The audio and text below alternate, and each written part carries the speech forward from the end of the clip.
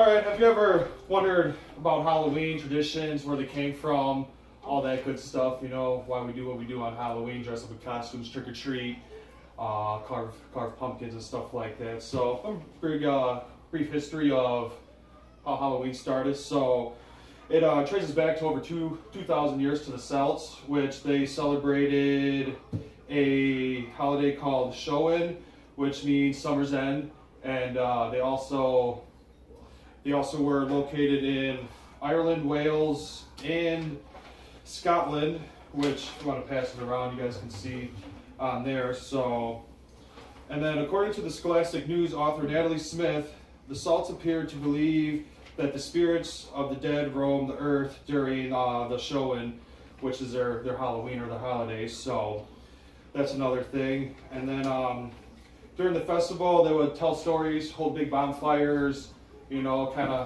tell scary stories, because obviously they thought the spirits would come out during those times.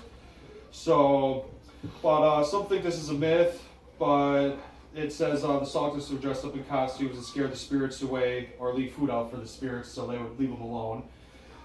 And then the Celts also believe they should start the year in darkness, because they believe all life starts in darkness. So that's why they ended on November 1st. That's when they had the harvest season to start the new year from back then. So, and then from the author of Celtics Origins of Halloween, Transcendent Fear, author Gioathina Trevante said, Celtics tradition doesn't experience darkness as automatically evil or frightening. It can be fertile dark as well as chaotic dark, which they're not so far apart, which that's what she quoted. So, and then over the years, Christianity had a big part in Europe, obviously, during the Middle Ages and stuff like that. So All Hallows Eve and All Souls Night, it all came from the Christians, which took place on the same as the Samhain holiday.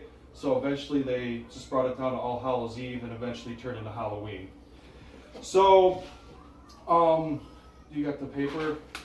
So this is for you guys on the internet. This is where the Celts would be located, up in this region right here. So now we got, next I'll tell you kind of where the pumpkins and carving pumpkins and stuff like that came from.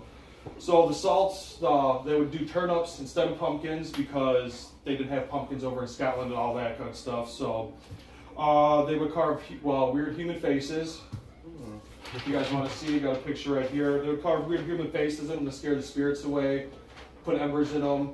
And then Irish immigrants brought the tradition over to America.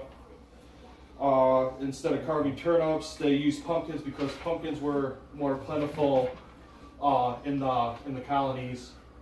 So, and then there's kind of a little story about where jack-o'-lanterns came from. This would be the turnip that they would carve, something like that. So it was called a man called Stingy Jack, and he was drunk, and he would lie, steal, cheat, and all that stuff. So Satan got word of him, being evil, not doing good things. So he went to kind of go spy on him. So Stingy Jack seen a weird distorted smile in his cobblestone path, which turned out to be Satan. So Satan said, you've been bad, so I'm going to take your soul to hell.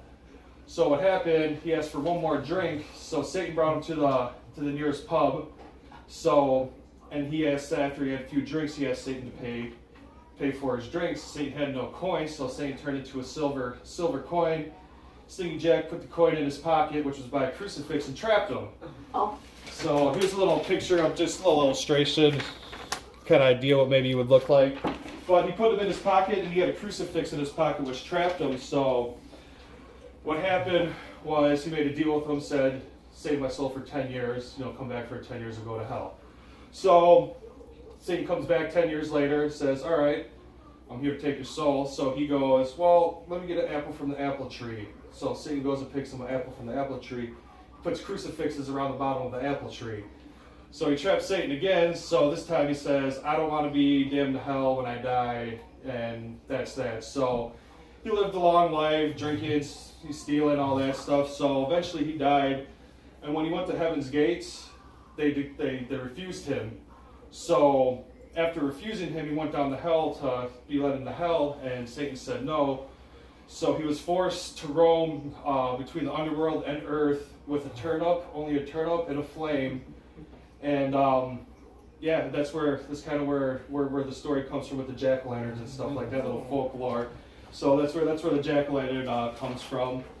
And then for dressing up for trick-or-treating, the Saws believed, they would roam during the festival, so the spirits couldn't recognize them, so they'd blend in with the spirits. They wouldn't get hurt by the spirits.